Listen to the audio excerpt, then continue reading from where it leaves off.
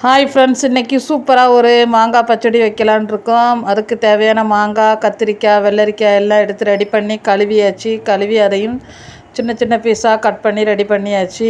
அப்புறம் சட்டியை கொஞ்சமாக பற்ற வச்சு அதில் நல்லெண்ணெய் ஊற்றிருக்கேன். புளிக்கறி தீயலுக்கெல்லாம் நல்லெண்ணெயில் செய்தால் டேஸ்ட்டு சூப்பராக இருக்கும். நல்லெண்ணெய் ஊற்றி அதில் கடுகு, ஜீரகம், 2 பச்சை மிளகாய் வெட்டி போட்டு கருவேப்பிலை போட்டு தாளிச்சிக்கிடலாம். அதுக்கப்புறம் நம்ம வெட்டி வச்ச மாங்காய் எடுத்துக்கிடலாம். என்றைக்குமே பச்சடிக்கு மாங்காய் கொஞ்சம் பழுத்த மாடலில் இருந்தால் டேஸ்ட்டு கொஞ்சம் நல்லாயிருக்கும். நல்லா போட்டு எண்ணெயெல்லாம் படும்போது நல்லா கிளறி விட்டுக்கிடலாம். அதுக்கப்புறம் ஒரு 20 நிமிஷம் நம்ம மூடி வச்சிட்டோம்னா சட்டியில் அதெல்லாம் அழகாட்ட அந்த காய், மாங்காய் எல்லாமே நல்லா குழஞ்சி வெந்து தண்ணி விட்டுருக்கும். இப்போ இந்த ஸ்டேஜில் அந்த புளிக்கறிக்கு தேவையான உப்பை நம்ம போட்டுக்கிடலாம். அதுக்கு முன்னே ஒரு சின்ன காட்டு நெல்லிக்காய் அளவுக்கு புளி நம்ம ஊற போட்டிருக்கோம். ஏன்னா என்ன தான் புளிப்பு மாங்காய் செவந்திருந்தனால புளிப்பும் கம்மியாக இருக்கும். வெள்ளரிக்காயும் கத்திரிக்காயும் புளிக்கறிக்கு போடனால புளி ஊற்றினா தான் டேஸ்ட் நல்லாயிருக்கும். அதனால் நிறைய புளி வேண்டாம், ஒரு சின்ன நெல்லிக்காய் அளவுக்கு போட்டு கரைச்சி வச்சுருக்கு. இப்போ அந்த புளிக்கறிக்கு தேவையான மசாலா: பெருஞ்சீரக பொடி ஒரு 3/4 ஸ்பூனு, வத்தப்பொடி ஒரு 1/4 ஸ்பூன், மஞ்சள் பொடி ஒரு 1/4 ஸ்பூனு, சாம்பார் பொடி ஒரு 1.5 ஸ்பூன் போட்டிருக்கேன். எல்லாமே இந்த சாம்பார் பொடி தான் டேஸ்ட் நல்லாயிருக்கும்.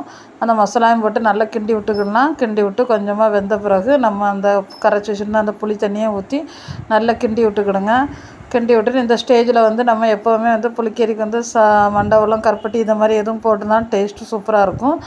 புளிக்கறி வச்சு முடித்தோடனே கொஞ்சமாக ஒரு பேனில் கடுகு, வெந்தயம், கருவேப்பிலை இந்த 3ஐயும் போட்டு வறுத்து ரெடி பண்ணி வச்சுக்கிடணும்.